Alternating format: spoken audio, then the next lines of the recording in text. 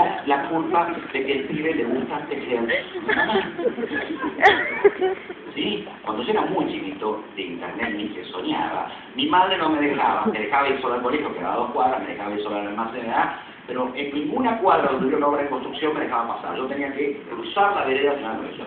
Porque iba a aparecer, ella le ponía nacionalidad que no importa, pero le decía, va a aparecer un de tal país, te va a meter el dolor y te van a hacer duda. ¿Sí?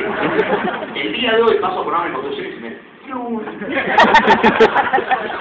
tengo que comprar un departamento, y hasta que no está terminado no voy a ver.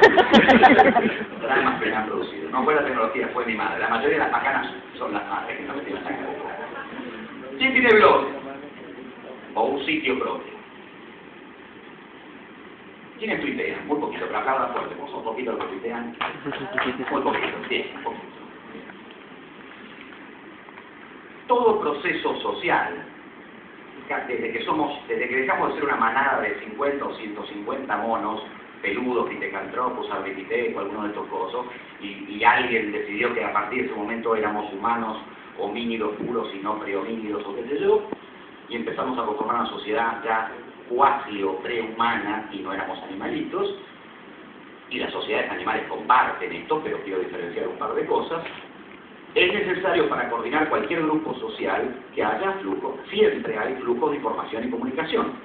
Lo que pasa es que los flujos de información y comunicación de una manada de mandriles, o de una, como se diga, manada de delfines o una manada de cucarachas, tienen los sistemas de comunicación e información que tienen son otros, que en algunos casos son muy sofisticados, pero permiten una abstracción en la elaboración sintáctica y semántica mucho menos compleja, por lo cual no ha llegado a nuestro grado de desarrollo por ahora. En cualquier momento espero ver una cucaracha diputada, sacando el zoomorfismo de algunos, que son algunos animales que andan por ahí. Todo proceso social está atravesado por flujos de comunicación e información. Lo que está cambiando hoy es que los flujos de información y comunicación se están fusionando. A veces no estaban juntos, muchas veces. Hasta hoy todavía en grandes empresas hay un gerente diferente que maneja los flujos de comunicación de los flujos de información. Pero los sistemas, el protocolo IP, están haciendo que todo esto vaya en el mismo formato, en el mismo protocolo. Las empresas están empezando a unificar estos flujos, y esto se llama comunicaciones integradas, comunicaciones unificadas, eso. Algunos sectores están empezando a unificar esto y se llama triple play o se llama convergencia. Este dispositivo que tenemos en la mano, que él también dijo algo así como, no sé si esto va a desplazar a la PC, esto está desplazando a la PC, ¿la va a desplazar totalmente? No, porque yo no me animo a decir que otra cosa aparecerá además del teléfono celular o del netbook o del smartphone o de todas las categorías. Pero es seguro que hoy el único dispositivo de Internet ya no es la PC. El dispositivo de acceso a Internet empiezan a hacer más cosas, y más lugares, y más momentos, y más usuarios. Ya no tengo que ser propietario de una PC. Los primeros usuarios de Internet, levanto la mano, más de 20 años usando Internet o algo parecido, o los pre-Internet, tenían que comprarme una PC, costaba $3.500 mi primera PC de una tía que sí no tenía disco y tenía 64K de RAM, creo, $3.500. Y por supuesto no me podía conectar a nada, ni al enchufe de la pared, además. Con suerte. Hay más dispositivos, hay más tecnologías de accesos. Cada vez que la humanidad tuvo, creo que la transparencia que sí lo dice un poco mejor, cada vez que la sociedad cambió de modo relevante, de tamaño o de calidad, de cantidad o de calidad, traducido, cambió de complejidad, y dejamos de ser una manada de monos, y nos quedamos quietos, y dejamos de ser transhumantes, y fundamos las primeras ciudades, allá en Sumeria, Ur, Nippur, Lagash, Uruk. Ese pasaje de una manada de 150 peludos que andaban tirándose las mechas y pegándole en la cabeza, según dicen las películas, que le pegaban a las mujeres en la cabeza con un palo y las arrastraban para adentro, prueba de que ya había cosas raras en Internet. Y no se las dio tineras ideas. Parece que está bastante acádicamente metido esto de garrotearnos y otras cosas. Hasta debe ser necesario.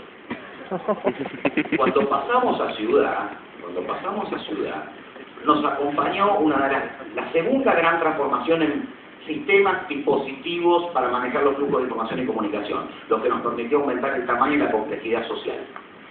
Porque cuando éramos monos nos comunicábamos oliéndonos los trajes, haciéndonos gestos, mostrándonos los dientes, gruñéndonos o levantando el lomo. Era un lenguaje, si quieren, químico y gestual. Pero un día empezamos a elaborar un lenguaje, que había palabras, había fonemas, morfemas, palabras, que empezaron a tener una sintaxis y una semántica. Nuestro primer salto tecnológico de flujo de información y comunicación fue pasar de olernos el traste y gestos a hablarnos. Y muchos miles de años nos hablamos, y mucho tiempo después, allá como en 3.000, 4.000 a.C., tuvimos el segundo gran salto, el que marca la diferencia entre la prehistoria y la historia. Inventamos la escritura. Esos rollitos de arcilla que hablábamos antes. La escritura nos permite un salto muy importante, porque es la primera vez que puedo separar al ser humano emisor de la comunicación y al receptor, puedo separar esa comunicación y ponerlo en una cosa, en un objeto, que puede ser llevada por otra a otro lado. El rey de Sumeria podía dar una orden, escribir el rollo de arcilla, y otro tipo, cualquier tarado, la podía llevar a caballo a kilómetros de distancia y decir: esta es la voz del rey, esta es la palabra del rey, esta es la palabra de Dios, y todas las cosas que decían para que la gente diera bola. Separamos por la primera extracción y separación. Hoy Internet nos permite esto a la enésima, por supuesto.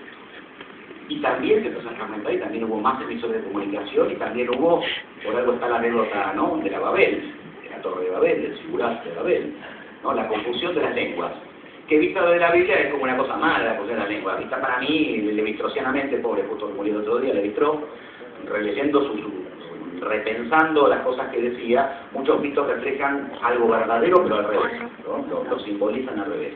Tal vez lo que reflejó fue que cuando el hombre dejó de ser manada de 150 y se quedó quieto en una ciudad, se quedó quieto en una ciudad por una convergencia tecnológica, no por una tecnología, sino por muchas tecnologías y muchos cambios paradigmáticos psicológicos y sociales y de muchos tipos.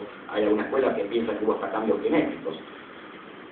Nos quedamos quietos porque pudimos manejar el agua y decirle: vos, agua, vení para acá. Manejamos al choclo, en vez de comerlo todo, descubrimos que si tirábamos una semilla y le poníamos el agua, salían más choclitos, ¿sí? Y que entonces yo no tenía que depender de las mareas, o de las crecidas, o de los solsticios, que yo podía fabricar mi comida. Y domestiqué los caballitos y los chanchos y las vacas y las cabritas y qué sé yo, y empecé a fabricar quesito. De repente podía producir más comida. De repente no éramos más 150 tipos errantes, éramos 150.000 viviendo en un par de ciudades confederadas en Sumeria. El tamaño, la calidad y la cantidad, la complejidad de la sociedad humana había cambiado. Claro que había más lenguas, claro que había más gustos, claro que había más diversidad. Entonces, ¿qué hicimos? Nos pusimos a escribir con la escritura, por supuesto. ¿Y qué escribimos? Cosas para ordenarnos socialmente. Escribimos el Código de la Hammurabi, de las primeras cosas que escribimos, el derecho positivo, la norma de cómo manejarnos ahora, que no alcanza el macho alfa y la hembra alfa para coordinar un grupo de 150. No se puede coordinar un grupo de 150.000 a los taracones que nos mordicos levantando el modo, o el lomo. Hace falta estructurar flujos de información y comunicación que hacen a los flujos de poder, de autoridad, para poder manejar una sociedad mucho más variada, mucho más compleja, mucho más evolucionada. La escritura, como hoy Internet, acompañó ese proceso de cambio. No lo hizo, no fue la escritura la que produjo ese cambio, la escritura lo acompañó. Porque si no tendría que pensar que la escritura nació en un momento mágico un día por una iluminación divina. Y sabemos que la escritura, como muchos inventos, como Internet, no son un invento de un tipo, una noche y un día. Son un devenir de miles convergentes de teorías, de inventos, de cambios de paradigmas mentales, de permitirse ver el mundo del otro lado, de que algunos tipos ven un cambio de paradigma porque inventan un telescopio, miran y dicen: acá tiene que haber un planeta, no está, estoy viendo, no está. Entonces, la herramienta o la tecnología me permitió el cambio de paradigma, pero otros cambios de paradigma muy importantes se dieron sin telescopio. Cuando Galileo decidió que no girábamos alrededor, de la Tierra,